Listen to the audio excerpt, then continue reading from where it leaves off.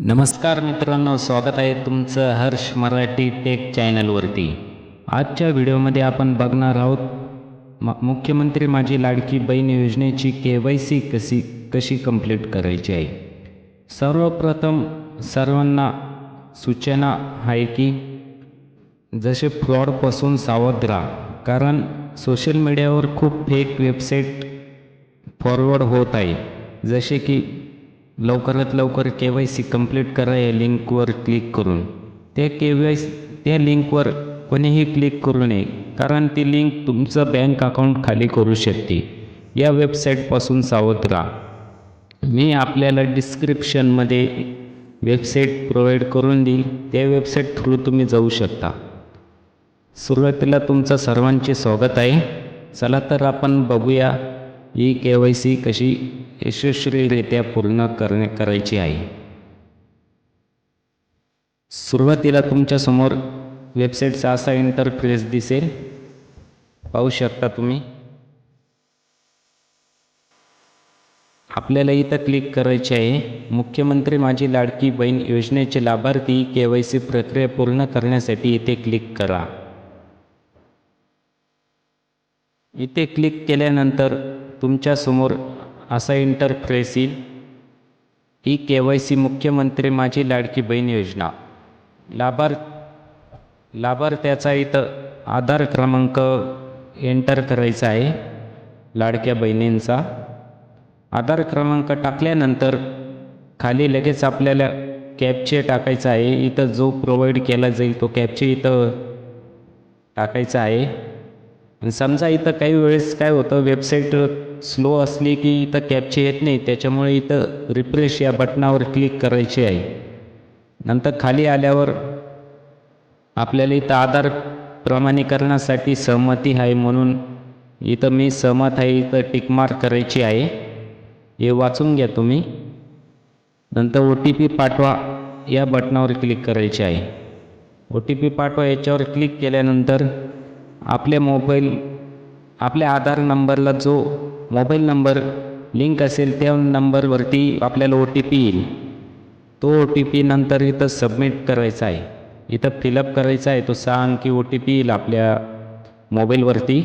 तो OTP इथं टाकायचा आहे आणि सबमिट बटनावर क्लिक करायचं आहे. सबमिट बटनावर क्लिक केल्यानंतर आपल्याला समजा अविवाहित महिला असेल तर त्यांनी वडिलांचा, आणि विवाहित महिला असेल त्यांनी पतीचा आधार क्रमांक टाकायचा आहे.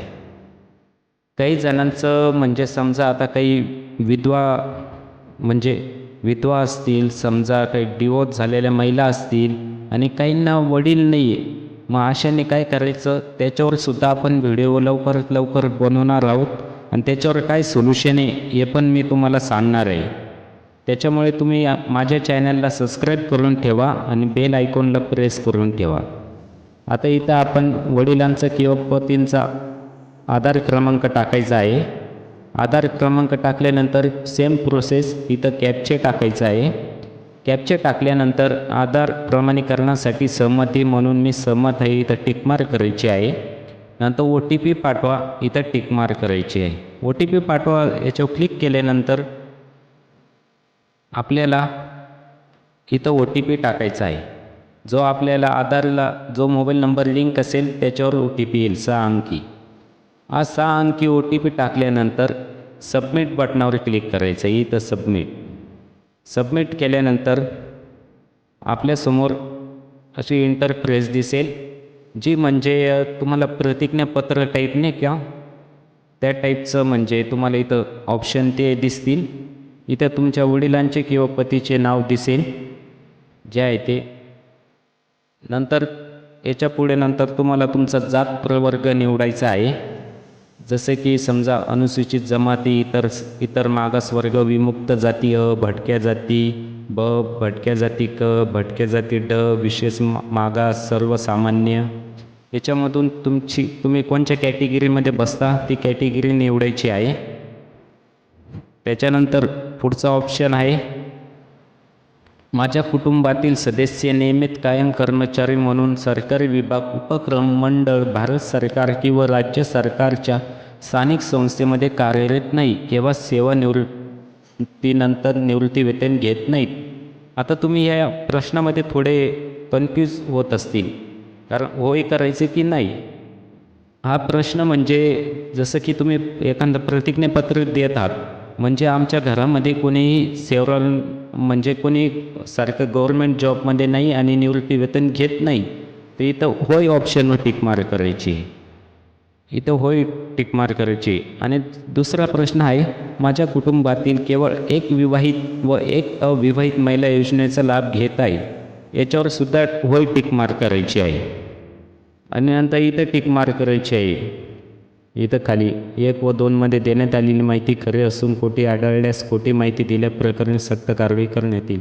इथं पण सुद्धा टिक मार्क करायची आणि सबमिट बटनावर क्लिक करायची आहे. सबमिट बटनावर क्लिक केल्यानंतर तुमची KYC यशस्वीरित्या पूर्ण झाली आहे असा तुम्हाला पॉपअप तिथं मेसेज येईल. तुमची KYC पडताळणी यशस्वीरित्या पूर्ण झालेली आहे. या प्रकारे तुमची KYC पूर्ण झालेली आहे. तुम्हाला काही प्रश्न असतील तर तुम्ही कमेंट बॉक्समध्ये सांगू शकता. आणि आमच्या चॅनलला सबस्क्राईब करा आणि आमच्या चॅनलसोबत जोडून राहा. तुम्हाला आणखी काही पुढचे अपडेट पाहिजे असतील तर कमेंट बॉक्समध्ये सांगा. धन्यवाद.